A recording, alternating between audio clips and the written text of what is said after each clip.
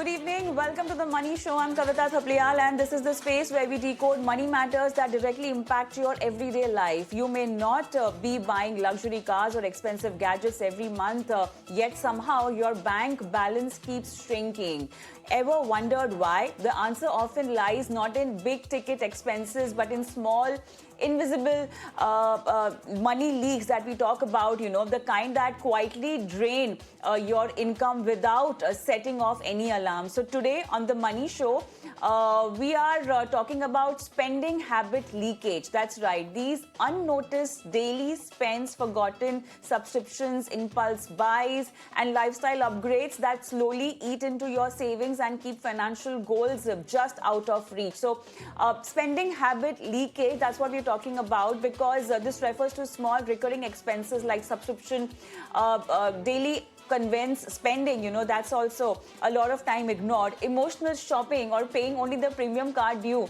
That seems harmless in isolation, but it's really financially damaging over time. So, for example, a 200 coffee, your 499 rupees subscription app, frequent food deliveries, impulsive online shopping, none of it feels significant in that very moment, but together, these habits can cost thousands every week and lakhs over the years. So what makes these leaks dangerous is that they are easy to ignore, hard to notice, and deeply tied to our lifestyle and emotions. Now, to help us identify these silent drains and, more importantly, plug them effectively, we are joined by personal finance expert Amit Kukreja. Amit, hi, evening. Welcome to the show.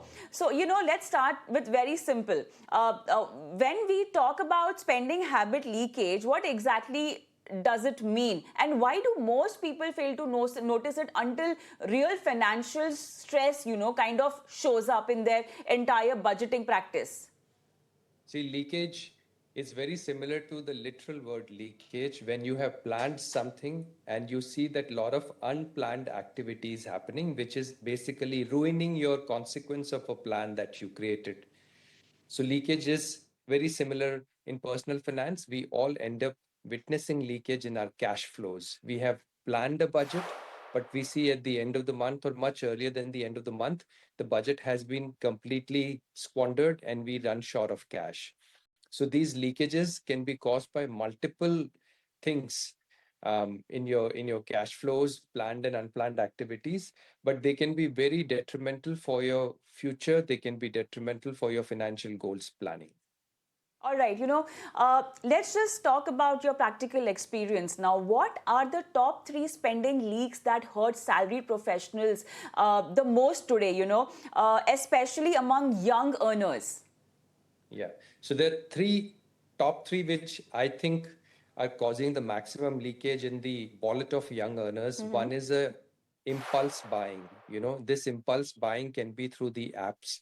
This can be buying clothes. This can be buying gadgets. This can be buying items for interiors. This can be buying even ordering food for yourself, any snack or something. So so impulse buying is one. Then the other one is the OTT subscription, pretty common, even though it looks very small amount per month. But if you put it together for the entire year or a couple of years, keeping in mind the discounts which are being offered that you get attracted for, it can turn out to be a big number, looking at it from a financial goal planning and future valuation perspective.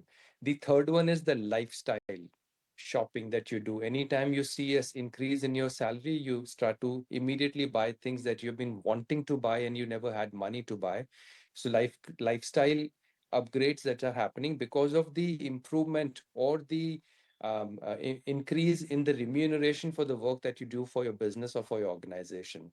So lifestyle, um, then the impulse buying, and the third one is eating out or ordering in food. So I think this is all because you have everything on just one click.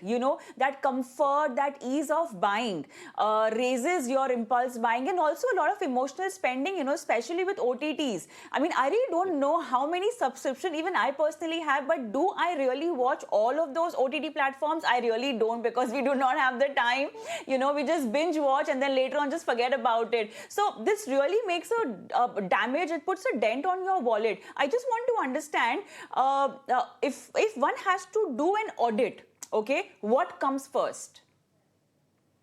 So food and entertainment comes first. Okay. And you know, the irony of this leakage, Kavita, is that especially in the emotional spending category, that the reason why we resort to these things, actually, instead of giving you a benefit, they actually hurt you more. So, for example, if you're not feeling well emotionally, you might end up binge watching and you might end up losing your sleep, which might hurt your health, right? And at the same time, the whole idea of getting entertained gets defeated. Now you're more drained out because of the lack of sleep and also because of having watched a content which was not emotionally healthy for you. Then the second irony is that when you eat out because of stress and depression and binge eating, it hurts your health. It might hurt your heart health, it might hurt your physical health, it might have a various ramifications which are not healthy for you. So that's the irony. So as long as you're very careful about how you are treating yourself when you're going through an emotionally low patch or a drained phase, and you become more conscious of the choice you are taking to take care of your emotional health, it is good expenditure. But if you're getting into binge OTT subscriptions and food, trust me, you are likely to aggravate your emotional health. How much of it is actually the emotions taking over your finances? How much of these expenses that we're talking about are actually emotional hang-ups, according to you? It's a very subjective question, and there is not a straightforward answer in terms of percentage. But we have seen people who are going through lifestyle changes or transitions because of a loss of a job, because of any change in life stage, or because of any difficult circumstances, and how you're perceiving the external situation. You are likely to resort to these emotional choices of doing unnecessary, unrequired shopping, eating, and watching. It's individual to individual. There's no specific percentage, but what I've realized is more important these days is that your well-being has to be the center of your expense. You need to be more conscious about how you're investing and spending on yourself so that you have a much more productive and happy life.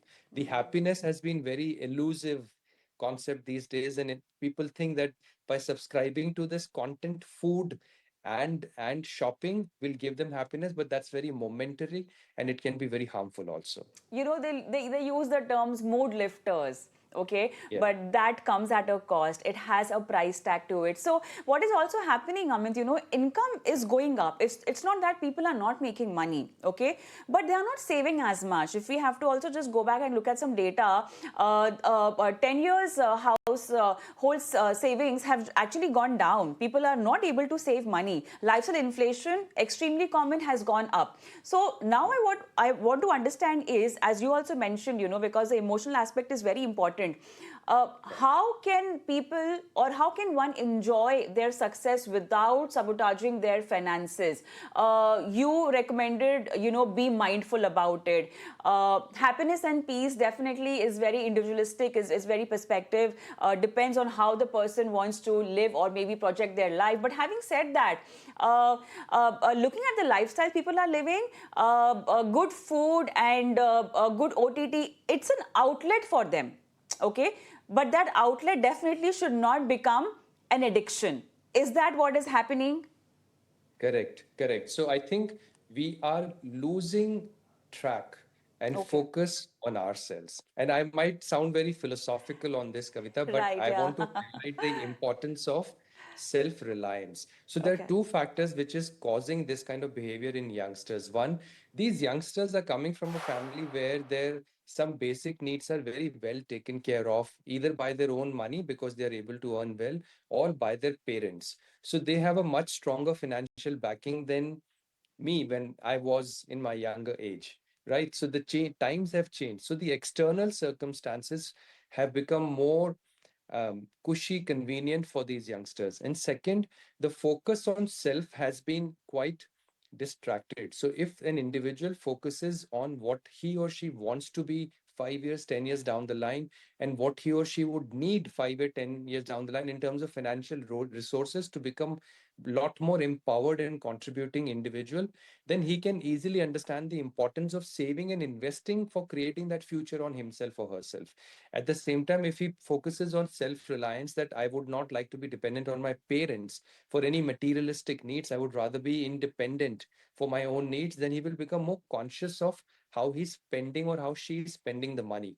So the more you conscious you become about yourself in present time, and also the new version of yourself that you want to create for yourself 5 years, 10 years down the line, you will automatically start to uh, give significance to future in terms of savings and investings, to present in terms of becoming more conscious spender in the present times. So Uh, focus on yourself, create a stronger Absolutely. version of yourself. So one theory, because we talk to a lot of behavioral expert also, and I was reading something somewhere. So, we talk about boomers, millennials, and then Gen Zs. I want to understand where is the red flag actually, because boomers always, had that mindset of giving a stable lifestyle to their kids, okay, whereas millennials, they saw the struggle of their parents, and they are very mindful and conscious of having a good standard of living, whereas the young earners now, because they're financially so cushioned by their parents, their focus is on quality of life. I want to understand, which generation are we talking about the pain mostly? Is it the millennials or Gen Zs? Oh, this is such a lovely topic. I can speak the entire day on this topic, but I'll try to be very crisp and objective. Yeah, yeah, See, yeah. every generation had their own background. Huh. The the older generation, you were talking about, what term did you use for the ones? As Uh, boomers. the boomers, Boomers, right? yeah, yeah. Right? So they didn't have that much financial backing. So they were a lot more conscious and conservative with respect to investing. They also did not have that much information around them. So their decision making was mostly based on their interactions with people in their local circles, right? But millennials had a lot more information than boomers, and millennials became more independent than boomers, but they at the same time they ended up becoming big borrowers for their lifestyle. So they started figuring out that borrowing money is easy, the interest rates are cheaper.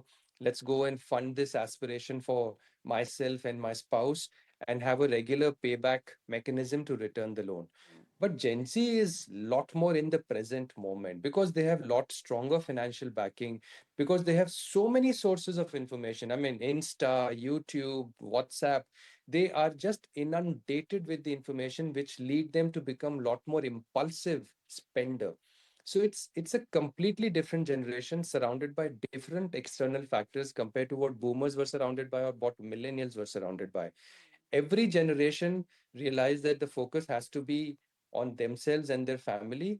Gen Z is a lot more cushioned and protected through materialistic fulfillment happening by their family. So they are little more lenient with their spending patterns. But I don't want to sound judgmental on any generation. Every generation has created an impact, and I'm sure they will figure out themselves what to do next so that they can be better in. All right, so small leaks can sink even the strongest financial ship, but the good news is once you spot them, they are surprisingly easy to fix. Amit Kukreja, thank you so much for joining us today and sharing these valuable insights. And that's the important part on the Money Show that we have just discussed. But then let's slip into a short break, and post that more coming up on your financial habits. Stay tuned.